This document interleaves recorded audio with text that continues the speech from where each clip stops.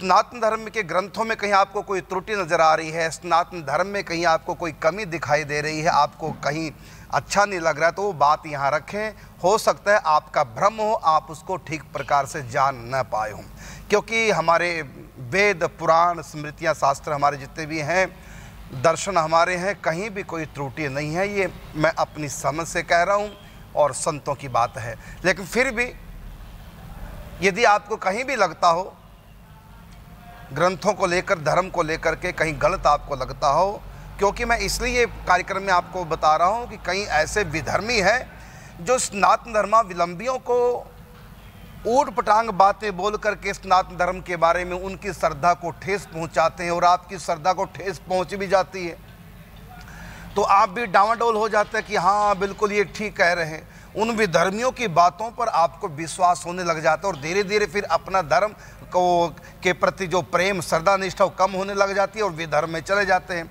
और the Kerala story में यही तो दिखाया गया है।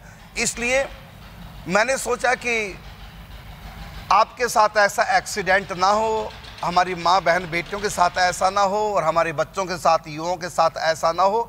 तो धर्म के प्रति, हमारे सनातन धर्म के प्रति जो विधर्मी लोग और कलिमल ग्रसित विमूढ़ लोग जो ऊट पटांग बोल करके आपकी श्रद्धा को डावाडोल कर देता है कि ऐसा तो गलत है, ये तो गलत है, ये गलत है, वो गलत दर्शन नहीं है, वो आपकी बुद्धि में ये मीठा जहर घोल करके डाला जा रहा है और आपकी श्रद्धा डावाडोल हो जाती है। आप श्रद्धा की बड़े कमज़ोर हैं।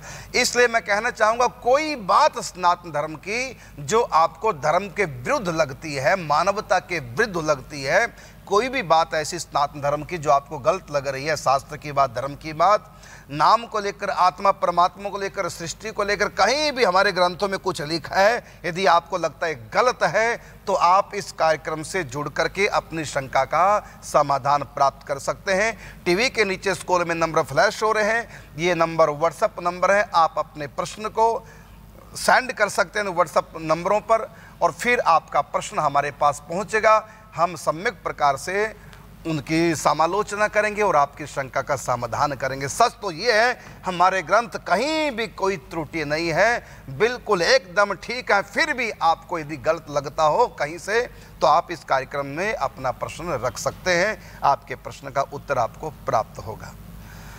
तो आज का हम प्रश्न लेते हैं, शंका है शास्त्रों को लेकर एक मन में लोगों की कि एक ही घटना को अनेक अलग अलग शास्त्रों में अलग अलग प्रकार से बताई गई है। उदाहरण के रूप में जैसे कहा कि पूर्व जन्म में रावण कौन था, तो बताया हिरण्याक्ष और हिरण्याकश्यपु, और उससे पहले जन्म में जय विजय नाम के पार्षद, वही दूसरे जन्म में रावण कुंभकर्ण बनते हैं। और एक जगह हमारे ही शास्त्रों में ये भी लिखा हुआ है कि प्रताप भानु नाम का राजा, वो अगले जन्म में रावण बनता है, और उनका जो भाई था अरिमर्दन, वो कुंभकर्ण बनता है। धर्म रुचि नाम का उनका मंत्री, वो विभीषण बनता है। और ऐसा भी लिखा हुआ है हमारे ग्रंथों में कि वृंदा का पति जलंधर, वो अगले जन्म में रावण बनता है। ऐसा भी लिखा हुआ है कि देवऋषि नारद जी के श्राप से शंकर जी के 2 गण, वो रावण कुंभकर्ण बनते हैं। ऐसा भी लिखा हुआ रामायण में कि कश्यप महाराज दशरथ अगले जन्म में, अदिति कौशल्या बनती है अगले जन्म में। तो कौशल्या महाराज दशरथ कौन है पूर्व जन्म में? अदिति कश्यप। और ये भी लिखा हुआ है कि मनु शत्रुपा कौशल्या दशरथ बनते हैं। अब ये जो बातें लिखी, इसमें शंका सहज ही हो जाती है लोगों को जो धर्म के तत्वों को नहीं जानते। और विधर्मी लोग ये बोल बोल करके आपकी श्रद्धा को खत्म कर देते हैं कि देखो गलत लिखा मनगढ़ंत। आज इसी पे हम चर्चा करेंगे। यद्यपि हमारे पास प्रश्न और भी हैं, लेकिन आज इसी बात पे चर्चा करेंगे। तो मैं पहला प्रश्न करता हूँ राधा शरण जी से कि लिखा है कि रावण कुंभकर्ण पूर्व जन्म में, प्रताप भानु राजा अरिमर्दन, एक जगह लिखा कि जय विजय थे पूर्व जन्म में, एक जगह ऐसा भी लिखा हुआ है कि वृंदा का पति जलंधर, एक जगह लिखा हुआ है कि नारद जी के श्राप से शंकर जी के 2 गुण रावण कुंभकर्ण बने। तो रावण तो एक ही था और पूर्वजन्म में इतने ये क्या इसका अर्थ होगा। और ये सब लिखा हुआ है और ये सारे सत्य भी है, झूठ नहीं है। तो ये झूठ तो है नहीं, सत्य है। तो सत्य कैसे? एक व्यक्ति पूर्वजन्म में ये था, वो था, वो था, तो इतने कैसे हो गए? सर्वप्रथम पूज्य श्री महाराज जी के चरणों में साष्टांग दंडवत प्रणाम, साथ ही सभी वैष्णव वृंद को भी दंडवत प्रणाम। महाराज श्री, जहाँ गोस्वामी जी ने रावण के अनेक रूपों की चर्चा की है, पूर्व जन्म के, और उनके माता पिताओं की भी चर्चा की है, तो साथ ही ये सब लिख दिया आपने, तो व्याख्या कर ही दी सबकी। तो अंत में सबका रहस्य खोलते हैं एक चौपाई में, कहते हैं कल्प भेद हरि चरित्र सुखाए।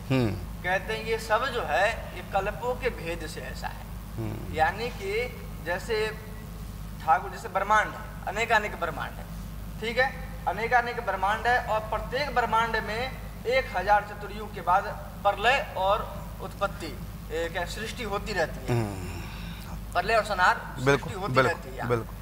तो एक बार, एक प्रलय में, यानी एक कल्प में हर बार ठाकुर जी अवतार लेते हैं। एक कल्प में एक बार राम, एक बार मैंने एक कल्प की में 17 मैंने 14 मनवंतर होते हैं जी, और 14 मनवंतर में एक और एक मनवंतर में 71 चतुर्युगी और कुछ आगे युग। जी जी। इस प्रकार महाराज श्री कुछ अवतार तो ठाकुर जी के हैं जो प्रत्येक युग में होते हैं, जैसे प्रति द्वापर युग में वेद व्यास जी आएंगे, प्रति कलयुग के बाद में कल की अवतार होगा, लेकिन रामकृष्ण हर द्वापर त्रेता युग में नहीं आएंगे। वो क्या बात है? कल्प में एक बार आएंगे, और ये 7वें मनवंतर के 28वें चतुर्युगी में आते हैं। 28वें चतुर्युगी के द्वापर और त्रेता युग में, त्रेता युग में राम जी और द्वापर कृष्ण। तो ये 7वें मनवंतर के 28वें त्रेता युग में राम जी आते हैं। तो राम जी कितनी बार आए? एक ही बार तो आए 9 लाख साल पहले, इससे पहले भी आए क्या? जी वही बात है। अब महाराज श्री कोई ठाकुर जी के, तभी तो कहा है ना, हरि अनंत हरि कथा अनंता, क्योंकि केवल एक ब्रह्मा जी का देखा जाए तो केवल एक ब्रह्मा जी के जीवन काल में 36,000 बार स्वयं ठाकुर जी आ जाते हैं, क्योंकि ब्रह्मा जी के एक दिन में एक कल्प होता है। तो उनकी पूरी आयु में 36,000 दिन है, 36,000 तो 36,000 बार प्रलय होगी, प्रलय, और 36,000 बार सृष्टि होगी। और हर कल्प में रामकृष्ण आएंगे 7वें मनवंतर के 28वें त्रेता द्वापर युग में। तो ब्रह्मा जी की पूरी आयु में 36,000 बार राम अवतार और कृष्ण अवतार होगा, है ना। और अब 7वें मनवंतर का 28वां द्वापर युग, जैसे अभी कृष्ण अवतार हुआ। तो उसी में महाश्री के अब ठाकुर जी, और ब्रह्मा जी भी अनंत हैं, माने ब्रह्मा जी की आयु पूरी हो जाएगी, फिर दोबारा से प्रकृति प्रलय होगी, प्रकृति के प्रलय के बाद फिर दोबारा से सृष्टि रचना, फिर ब्रह्मा विष्णु में प्रकट होंगे। इसका भी शास्त्र में प्रमाण है, ये लिखा हुआ है कि अगले जो कल्प में जो ब्रह्मा जी हो, कल्प में नहीं, ये जब प्रकृति प्रलय हो जाएगी उसके बाद अगले जो में इस ब्रह्मांड होगा उसके ब्रह्मा जी हनुमान जी बनेंगे, ये लिखा हुआ है। एक होता है प्रलय, एक होता है महाप्रलय, एक होता है प्राकृतिक प्रलय, एक होता है आत्यंतिक प्रलय। प्रलय हो जो एक मनवंतर के बाद होता है, स्वर्ग में इंद्र बदल जाता है एक मनवंतर के बाद। ब्रह्मा जी के एक दिन में 14 इंद्र बदल जाता है, 14 इंद्रों की आयु समाप्त हो जाती है। हर बार कोई ना कोई इंद्र बनता है, एक मनुष्य ही इंद्र बनता है अपने कर्मों के अनुसार। तो 14 इंद्र जब बदल जाते हैं तब ब्रह्मा जी का एक दिन होता है। तो इस प्रकार ब्रह्मा जी की आयु 100 साल के, एक दिन इतना बड़ा है तो 100 साल की ब्रह्मा जी की आयु है। तो ब्रह्मा जी का एक दिन रात मनुष्यों का कितना समय है? तो 8 अरब 32 करोड़ साल, 64 करोड़, 8 अरब 64 करोड़ साल मनुष्यों के, तब ब्रह्मा का एक दिन है। 30 दिन का फिर एक महीना, 12 महीने का एक वर्ष। इस कालमान के हिसाब से ब्रह्मा जी की आयु 100 साल की है। फिर ब्रह्मा जी भी समाप्त, फिर आएगी महाप्राकृतिक प्रलय। तो प्रलय आती है जब इंद्र बदलता है, महाप्रलय आती है जब कल्प बदलता है, और प्राकृतिक प्रलय आती है जब ब्रह्मा बदल जाते हैं, और आत्यंतिक प्रलय आती है जब व्यक्ति को मोक्ष प्राप्त हो जाता है। उसके लिए आत्यंतिक प्रलय, अर्थात अब दोबारा से उसके लिए सृष्टि नहीं, सदा के लिए समाप्त होगी, चला गया भगवान के धाम में। तो ये आत्यंतिक प्रलय किसकी होती है? जो ज्ञान के पंथ पे आत्म साक्षात्कार कर लेते हैं या भक्ति के पंथ से चल करके भगवान का साक्षात्कार लेते हैं, उनके लिए हो जाती है आत्यांतिक प्रलय, मतलब सदा के लिए प्रलय। अब कभी सृष्टि उनके लिए तो होगी नहीं, सदा के लिए चले गए भगवान के धाम में। यद गत्वा न निवर्तन्ते तद धाम परमम, क्योंकि फिर वापस सृष्टि में नहीं आते। तो ये प्रलय हो गई। तो भगवान राम कृष्ण इस सृष्टि में अनंत बार आ चुके हैं, अनंत बार आएंगे, ना अंतो न च आदिर। भगवान के अवतारों की ना शुरुआत और ना इसका अंत है। हर बार ब्रह्मा के एक दिन में, मतलब 7वें मनवंतर के 28वें त्रेता युग में राम आएंगे ही आएंगे। तो ब्रह्मा जी के एक दिन में एक बार राम, एक बार कृष्ण धरती पे आते हैं। और इसके बाद फिर ब्रह्मा जी जब पूर्ण हो जाते हैं, ब्रह्मा की आयु 100 साल की बीत जाते हैं, तो प्राकृतिक प्रलय हो जाता है। प्रलय में मिट्टी, जल, अग्नि, वायु, आकाश, ये सारे तत्व रहते हैं, केवल जीव सृष्टि बाहर नहीं होती। लेकिन प्राकृतिक प्रलय में मिट्टी, जल, अग्नि, वायु, आकाश, ये 5 तत्व भी नहीं रहते। उसके बाद सूक्ष्म जय तन्मात्राएं, मन, बुद्धि, चित्त, अहम, ये सब नहीं रहते। हाँ, आत्मा की सत्ता रहती है, आत्मा मिट्टी नहीं। तो ये शरीर अपने कारण में विलीन हो जाते हैं, जितने भी 5 तत्व हैं। ये है प्राकृतिक प्रलय, अर्थात प्रकृति नहीं रहेगी। महाप्रलय में, प्रलय में जल रहता है, मिट्टी, जल, अग्नि, वायु, आकाश। जल पानी में घुल जाता है, मिट्टी पानी में घुल जाती है, लेकिन जल ही जल सर्वत्र रहता है। ये तो महाप्रलय, प्रलय की बात है। लेकिन जब प्राकृतिक प्रलय हो जाता है, जब ब्रह्मा जी भी नहीं रहते, आयु समाप्त, तो उस समय ब्रह्मांड ही नहीं रहता। तो उस समय को कहते हैं प्राकृतिक प्रलय, अर्थात प्रकृति भी क्रिया विहीन हो गई। क्योंकि प्रलय में भी, महाप्रलय में भी प्रवृत्ति कार्यरत रहती है, लेकिन प्राकृतिक प्रलय में प्रकृति शून्य में लीन हो जाती है, ये कार्यान्वित नहीं होती और प्रकृति के ऊपर काल का कोई प्रभाव नहीं पड़ता। तो उस समय ये सिमट जाती है, मिटती नहीं, सिमट जाती है, सूक्ष्म रूप धारण कर लेती है। और तीनों जो गुण हैं प्रकृति के, वो तमोगुण, रजोगुण, सत्वगुण, ये तीनों का बैलेंस बिल्कुल एकदम बराबर हो जाता है। तो जब दोबारा से सृष्टि की रचना होती है, तो भगवान की इच्छा से काल को भगवान प्रेरित करते हैं, और काल की प्रेरणा से फिर प्रकृति में त्रिगुणात्मक जो प्रकृति है, त्रिगुणों में विक्षोभ होता है, तब प्रकृति कार्यान्वित होती है और काल भी प्रकृति में सम्मिलित होकर काल और प्रकृति से फिर आगे सृष्टि उत्पन्न होती है। तो आपका, जैसे आपने प्रश्न किया कि रावण पिछले जन्म में अमुक था, ये था, तो 4 रावणों की बात, ये क्या? तो इसका उत्तर है कि जब भी राम अवतार होगा, ब्रह्मा जी के एक दिन में एक बार, अर्थात कल्प में एक बार, कल्प कल्प पर प्रभु अवतर ही। तो हर कल्प में राम आएंगे तो रावण भी होगा। राम तो हर बार वही आएंगे, लेकिन रावण बदलता रहता है। कभी कोई रावण बनता है, कभी कोई रावण बनता है, कभी कोई रावण बनता है। तो तुलसीदास जी बालकांड में 4 रावणों की कथा कह रहे हैं, लेकिन रावण 4 नहीं, इतने रावण हो चुके हैं अब तक सृष्टि में, इतने अवतार हो चुके हैं कि धूल कणों की शायद कोई गणना कर ले, तारों की शायद कोई गणना कर ले, लेकिन रावणों की, रामों की गणना नहीं कर सकता। लेकिन राम फिर भी एक है, लेकिन रावण अनेक है। राम तो हर बार वही आएंगे साकेत से, लेकिन रावण, एक बार रावण शिशुपाल दंतवक्र रावण कुंभकर्ण बने, एक बार प्रताप भानु नाम का राजा रावण बना, तो एक बार रावण शंकर जी के 2 गण नारद जी के श्राप से रावण कुंभकर्ण बनता है, एक बार वृंदा का पति जलंधर रावण बनता है। तो इस प्रकार अनेक रावणों की कथा हमारे शास्त्रों में आते हैं। तो रावण एक नहीं है। हाँ, रावण का जो पात्र है वो, जैसे आपके यहाँ रामलीला होती है नवरात्रों में, तो रावण तो हर बार बनेगा, राम भी हर बार बनेगा, लेकिन कभी कोई रावण बनता है, कभी कोई रावण बनता है। एक कहता है कि पहले मैं रावण बनता था, अब मैं बुढ़ा हो गया, मेरा बेटा बनता है रावण, एक ने मुझको कहा, है ना। तो रावण तो हर बार बनेगा, लेकिन कभी कोई रोल करेगा रावण का, कभी कोई रोल। इसी प्रकार एक कल्प में जब राम का अवतार होता है, तो राम तो वही होते हैं, वो कोई दूसरा नहीं बन सकता, क्योंकि भगवान के समान कोई दूसरा हो नहीं सकता। तो हर बार भगवान तो वही आएंगे राम साकेत से, लेकिन और जो पात्र हैं वो बदल जाते हैं। सीताराम वही होते हैं, बाकी सब आत्माएं बदलती रहती हैं। तो कभी कोई रावण बनता है, कभी कोई। तो हमारे शास्त्रों में तो 4 रावणों की नहीं बल्कि अनंत अनंत रावणों की कथा है। इसलिए आप झूठ नहीं इस बात को मानना। इसको कहते हैं कल्प भेद। तो कल्प भेद हरि चरित सुहाए।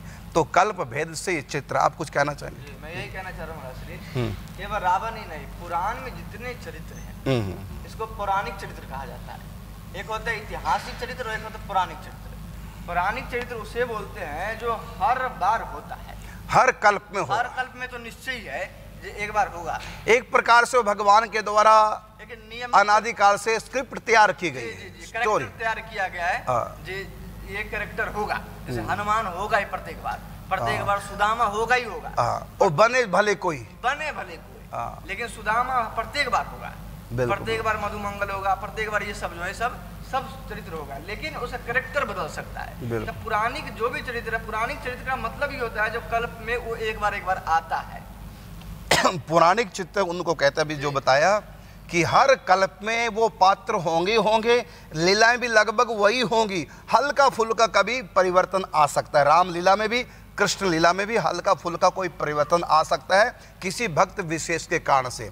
तो पौराणिक चरित्र जितने भी हर कल्प में वो होंगे ही होंगे, इनको पौराणिक चरित्र बोलते हैं। कभी कभी कहा ना कि प्रबल प्रेम के पाले पड़कर प्रभु को नियम बदलते देखा, अपना मान भले टल जाए लेकिन भक्त का मान ना टलते देखा। तो भक्त के प्रेमवश कभी कभी किसी अवतार में कोई लीला का अंतर पड़ जाता है।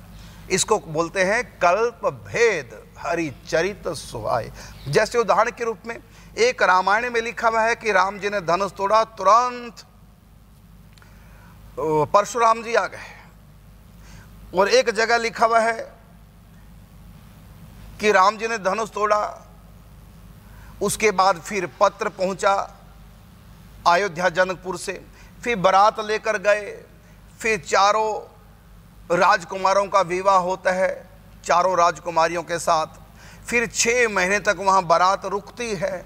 6 महीने के बाद धनुष टूटने के 6 महीने के बाद जब वापस बारात लौटी, चारों दूल्हा चारों दुल्हने बारात जब लौटी तो रास्ते में परशुराम जी मिले। तो एक रामायण में लिखा है उसी समय धनुष टूटते ही परशुराम जी आगे, ऐसे आगे जैसे बगल में खड़े थे, धनुष टूटे और मैं जाऊं। और एक जगह लिखा हुआ है कि 6 महीने बाद आए। तो सनातन धर्मावलंबी जब इन बातों को पढ़ते हैं वो सोचता कि वो सही कि ये सही, क्योंकि कल्प भेद जानते नहीं। हिंदू घर में जन्म हो गया, पढ़ा लिखे कुछ है ही नहीं, ना कभी ग्रंथ पढ़ते ना भी के संतों का संग करते हैं, तो पता कैसे चले? अपने आप ही शंका पैदा कर लेते हैं। अरे जब शंका मन में आ गई तो पूछो ना, ये ना कहो ग्रंथ गलत है, ये ना सोचो कि एक जगह लिखा कि परशुराम तुरंत आ जाते हैं धनुष टूटती है, एक जगह लिखा 6 महीने बाद आते हैं, तो वो सही है कि ये सही, और अंत में किस निर्णय में पहुंचे, दोनों मनगढ़ंत हैं। और सनातन धर्म के प्रति जिस धर्म में किस्मत से पैदा हुए हो तुम लोग, उस धर्म के प्रति आस्था खराब कर लेते हो। इसलिए कल्प भेद जानना आप सबके लिए बहुत आवश्यक है। और जो भी इस समय सुन रहे हैं, अगर माताएं हैं तो अपने बच्चों को बताएं, यदि बच्चे वहां नहीं हैं तो बच्चों को बताएं कि देखो बेटा एक धर्म की बात बताऊं, आज हमने ऐसा सुना है, ये कल्प भेद क्या है, इसके बारे में बच्चों को बताया करो। महाराज एक बात मैं और कहना चाहता हूँ। 2 कहो। जी जी। जैसा कि अभी रामचरितमानस बताया गया और एक और रामायण बताया गया, एक बार तो उसी समय आते हैं और एक में 6 महीने के बाद आते हैं। लेकिन दक्षिण के रामायण में तो बिल्कुल ही अलग कथा है। दक्षिण के एक रामायण उसमें तो जी, तो उसमें एक भक्त थे, तो ये जब रामायण की कथा सुनी तो बहुत रोने लगे। अरे मेरे ठाकुर जी इतने दुख पाते हैं, तो रो रो के वो बहुत परेशान हो गए। और उसके सामने जब राम जी प्रकट हो गए उसके असुरों से, तो बोले अरे तुम इतना क्यों दुखी हो? बोले आपने कैसी लीला की? गुस्सा करने लगे ठाकुर जी पे, गुस्सा करने लगे। और कैसी लीला की? आपके भक्त लोग तो सुन के मर जाएंगे, मैं तो मरा जा रहा हूँ आपकी लीला। पिता का मरण, सीता का हरण, लक्ष्मण का मूर्छित, बाद में सीता का परित्याग, पे सीता का पृथ्वी में समा जाना। कहते सब कथा सुन सुन कर हम दुखी होते हैं, तो आपने ऐसी लीला क्यों की? मैंने भगवान से शिकायत की उस भक्त ने, ऐसी लीला क्यों की जिससे आपके भक्त दुखी हो, कष्ट पाए। तो फिर उन्होंने कहा कोई बात नहीं, मैं तुमको उस कल्प की लीला दिखाऊंगा जिसमें ये सब कुछ हुआ ही नहीं, जिसमें केवल आनंद ही आनंद था।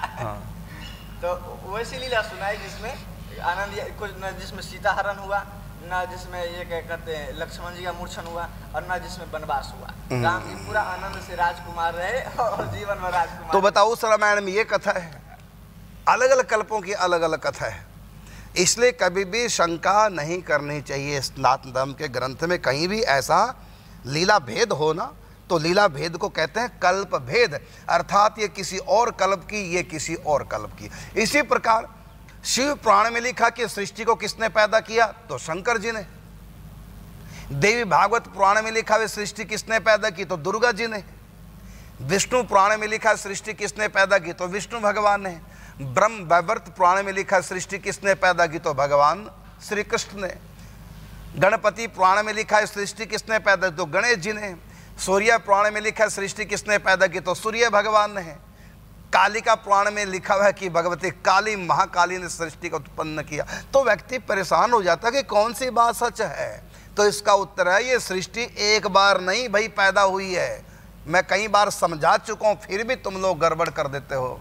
ये सृष्टि एक बार नहीं। कई लोग पूछते हैं ब्रह्मा विष्णु महेश के माता पिता कौन है। अरे एक बार थोड़ी प्रकट हुए हैं, ये अनेक बार अनंत बार ये सृष्टियां प्रकट हो रही हैं। गीता में प्रमाण है, न अंतो न च आदिर न च संप्रतिष्ठा। गीता में भगवान श्री कृष्ण कहते हैं इस सृष्टि का ना अंत है ना आदि है। ये अनंत काल से, प्रलय के बाद सृष्टि, सृष्टि के बाद प्रलय, फिर सृष्टि, फिर प्रलय, अनेकों बार ब्रह्मा विष्णु महेश प्रकट हो चुके हैं, अनेकों बार महाप्रलय में अंतरित हो चुके हैं। तो ये कोई एक बार नहीं, कभी कोई कभी कोई।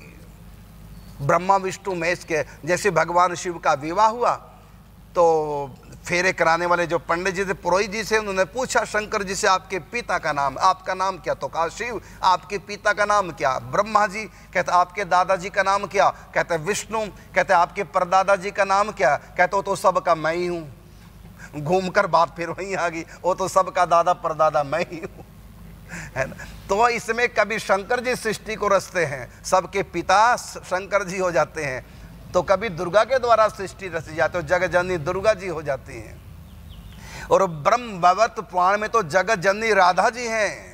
राधा रानी से दुर्गा प्रकट होती है। जासु अंश उपजय गुण खानी, कोटिन उमा रमाम ब्रह्माणी। तो राधा रानी से भगवती दुर्गा प्रकट होती है, माँ लक्ष्मी प्रकट होती हैं, और श्री कृष्ण के अंग से भगवान शिव भगवान नारायण प्रकट होते हैं। तो ब्रह्म भगवत पुराण में श्री कृष्ण से सृष्टि प्रकट हो रही है।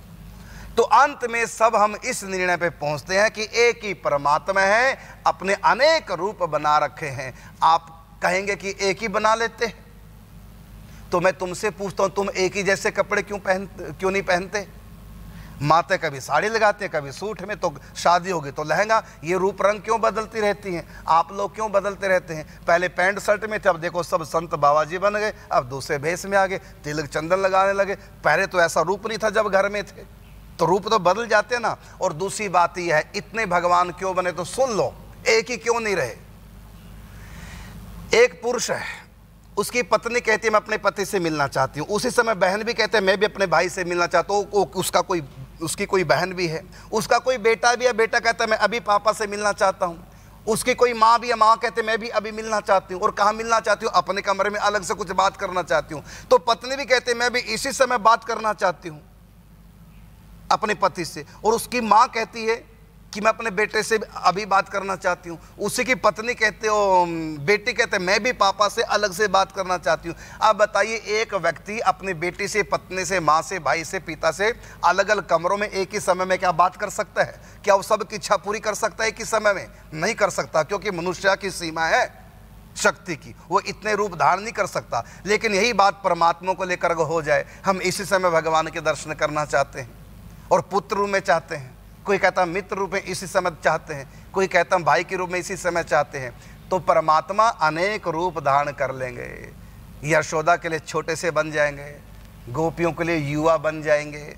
जिसका जैसा भाव जाकी रही भावना जैसी, प्रभु मूर्त दिन देखी तैसी। अब उदाहरण के रूप में कोई मुझको पति के रूप में प्यार करे, समझने वाली बात, क्या मैं उसका पति बन जाऊंगा? बोलिए, नहीं ना बन सकता, क्योंकि मेरी अपनी मर्यादा है।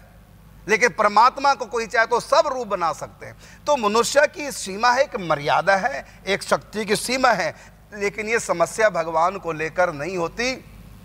भगवान के प्रति जो जैसा भाव चाहे रख सकता है। और जाकी रही भावना जैसी और प्रभु मूर्त तीन देखी तैसी, तो भाव के अनुसार भगवान बन जाते हैं।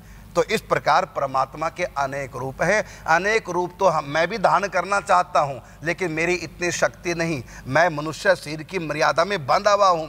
अब देखो, गोवर्धन में हॉस्पिटल है, वहां भी मेरी आवश्यकता है, यहाँ भी 108 कुटियों में मेरी आवश्यकता है। अब 108 कुटियाँ वृंदावन में बनाना चाहते हैं, वहाँ भी मेरी आवश्यकता पड़ेगी। बताइए, करुणदास 3 है कि 1 है? 1 है। इसलिए यदि मैं यहाँ हूँ तो आश्रम वाले प्रतीक्षा करते रहेंगे गोवर्धन में, यदि मैं गोवर्धन हूँ तो यहाँ वाले प्रतीक्षा करते हैं फ़ोन करके, महाराज आ जाओ आ जाओ। और इसी प्रकार तीसरा आश्रम वहाँ बनेगा। एक चौथा बना हुआ है यमुनानगर में, उसका नाम है वृंदावन आश्रम, वहाँ भी कहते हैं आ जाओ आ जाओ। नहीं मैं जा सकता सब जगह, लेकिन यदि मैं भगवान होता तो इतने रूप धारण कर सकता था? नहीं। तो ये परमात्मा है, इसलिए अनेक है। एक तो हम तुम भी हैं, इसमें क्या भगवत्ता है? भगवत्ता तो इसी में है कि भगवान अनेक है, एक ही तत्व अनेक रूप में, यही उनकी भगवत्ता। लीलाधर की लीला न्यारी, ऐसे रास रचैया, जितनी गोपियां उतने उनके संग में नाचे कन्हैया। और कन्हैया एक ही जैसे नहीं थे, जो गोपी जितनी हाइट की थी वहां कृष्ण भी उतने हाइट के हैं। जो गोपी जिस ढंग से नाच रही थी, कृष्ण भी उसी ढंग से नृत्य कर रहे थे। जिस गोपी को जिस भी रूप में कृष्ण प्रिय थे, उसी रूप को कृष्ण ने धारण कर रखा था। तो वहां जितने भी कृष्ण थे, कोई भी एक जैसे नहीं, एक दूसरे से मेल नहीं खाते, अलग अलग ढंग के, अलग अलग कृष्णों के स्वभाव हैं। रुक्मिणी के जो कृष्ण हैं वो थोड़ा ऑर्डर देने वाले हैं, और सत्यभामा के कृष्ण हैं वो थोड़ा सा प्यार करने वाले हैं और थोड़ा झुक करके रहते हैं, क्योंकि सत्यभामा थोड़ा सा रहती है, थोड़ा सा ऐठ में, तो वहाँ भगवान थोड़े से दीन बन जाते हैं और उनकी हर इच्छा पूरी करते हैं। लेकिन रुक्मिणी के यहाँ ऐसे नहीं, रुक्मिणी के यहाँ उल्टा है। रुक्मिणी श्री कृष्ण की हर इच्छा पूर्ण करती है और श्री कृष्ण सत्यभामा की हर इच्छा, उल्टा दोनों में है। तो वहाँ ठाकुर जी का स्वभाव कैसा है? वहाँ आज्ञा करते हैं, रुक्मिणी पालन करती है, और यहाँ आज्ञा नहीं करते। यहाँ तो सत्यभामा कहते हैं मेरे लिए ये लाओ कल वृक्ष उखाड़ करके, तो श्री कृष्ण कहते हैं बिल्कुल वैसी होगा, चलो साथ में। तो देखो, दो पत्नियां अलग अलग स्वभाव की, तो वहाँ श्री कृष्ण के भी दोनों जगह अलग अलग स्वभाव हो गए। तो परमात्मा के रूप रंग सब जाकी रही भावना जैसी, इसलिए इतने भगवान के रूप हैं। मैं एक रूप से हजारों के साथ नाच लूं, ये मेरी कौन सी भगवत्ता है? ये तो कोई भी नाच लेगा, लेकिन हजारों के साथ हजारों रूप धारण करके अलग अलग यदि नाच रहा हूं, तभी समझो कि मैं भगवान, यही मेरी भगवत्ता। तो श्री कृष्ण परमात्मा यदि एक होते तो कह देते कि भगवान है ही नहीं, लेकिन यहाँ भगवान अनेक बन गए, इसलिए भगवत्ता सिद्ध होगी कि ये इंसान नहीं, ये भगवान है। तो भगवान के इतने रूप क्यों? क्योंकि भावनाएं इतनी हैं, जाकी रही भावना जैसी, इसलिए हमारे यहाँ इतने परमात्मा के स्वरूप हैं। किसी भी रूप में कोई भगवान को पसंद करता है, उसी रूप में भगवान आ जाते हैं। तो ये आपके प्रश्न का दूसरा उत्तर हुआ कि ये जो इतने रूप हैं भगवान के, सब ही एक ही परमात्मा के। हम लोग एक ईश्वरवाद में विश्वास रखते हैं, ईश्वर एक है, 2 4 नहीं। यो वै विष्णु स वै रुद्रो यो रुद्रा सा पितामह, एको मूर्ति, अर्थात एक ही परमात्मा। स्त्रियो देवा रूप 3 धारण कर रखे, इसी प्रकार भगवान ने अनंत रूप धारण करके